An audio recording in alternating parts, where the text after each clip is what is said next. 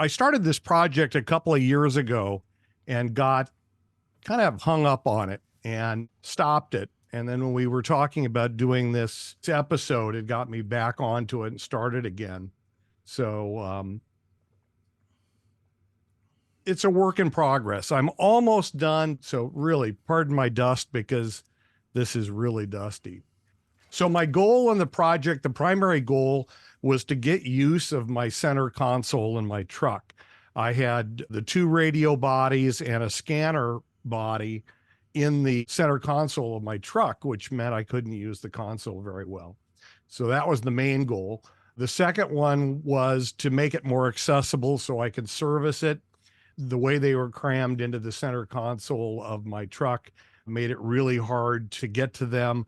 For example, if I wanted to work WinLink, to get to that data port on the back of the 8900 radio was tough.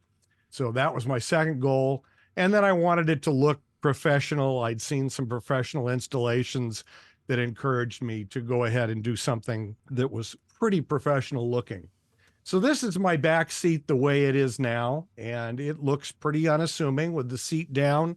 It looks just like it does in any Tundra pickup truck. With the seat up, however, you can start to see where I'm going with this. I've got currently the two radio bodies. The scanner is not mounted yet, and you can see the other hardware components, and we'll look at that a little more closely here. One of the things that really held me up on this was how to get the data and speaker wires from the head units up front back to the radios.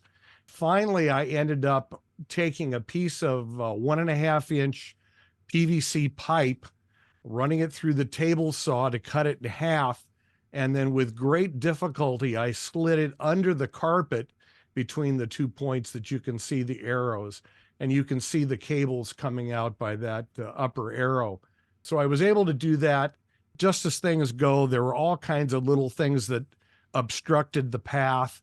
It wasn't as easy as I thought it was going to be, and I thought it was going to be difficult, but finally got that done.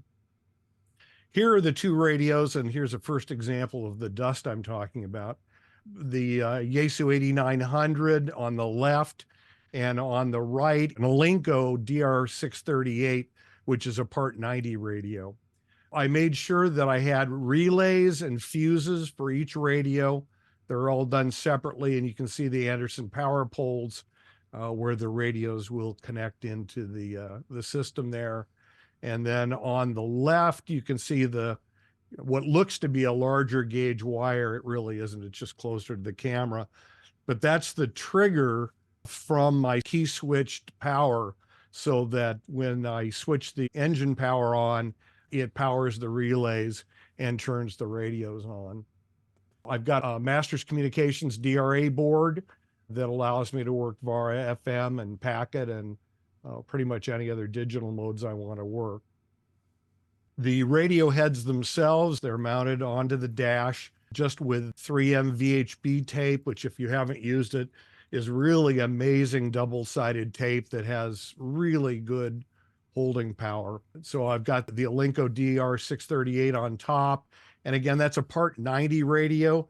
I really got that when I worked the medical radio network for Baker to Vegas, because we were using both ham frequencies and commercial radio frequencies. And that radio is capable of doing both.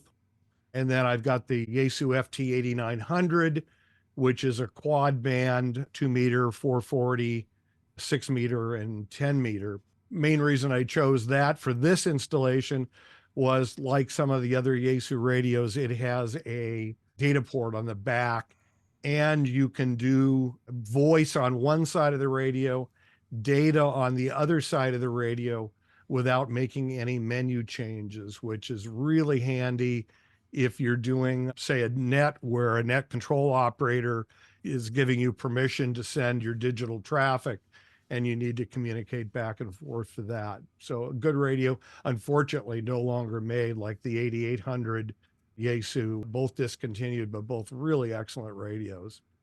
The scanner I have is a Bearcat BCD996XT, and for a while they made a remote control head for it. They stopped making it, and I had a very difficult time finding the remote control head, but I watched eBay for a while and finally found one, paid more than retail for it. But when you're the only one out there, you can get what you want.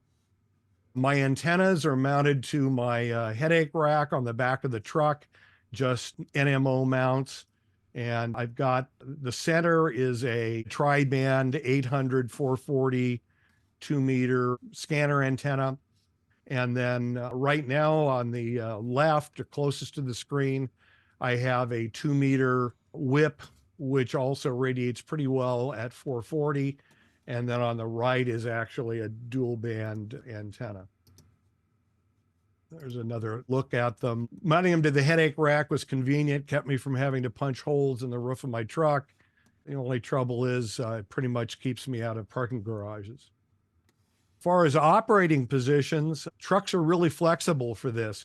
This is just sitting on my center console, and you can operate from the comfort of your seat there. And if you've got any kind of weather, it allows you to be out of the weather and actually works pretty well. Another option is just on the tonneau cover, standing position, works real well. And then lastly, you can work on the tailgate, pull up a chair and work on that all day long. So what's left for me to do? The wire, I've got a number 8 wire pulled from the battery, comes right off the battery. I've got that pulled already, but I've got to make the final connections on that. I need to dress the wires. I ran the antenna wires long because I had to put connectors on them, and I did not want to have to do that kneeling in the back of the truck. So I left those long, and actually Bill Cost WA6SW did the connections for me on those and did a really nice job. There's some extra length I've got to coil up, and the power wires are going to have to be trimmed to length. I want to redo the control head mounting. Even though it works pretty well, I've got an idea for 3D printing a shade that goes over the radios to give me a little less glare from bright sun. I want to build a aluminum cover to go over the whole radio body and fuses and all that to protect it when the seat is up. I bought a sheet metal brake to do that with, and look forward to playing with that. And then lastly, probably the biggest job of all is I've got to clean it all up. So that's my mobile installation.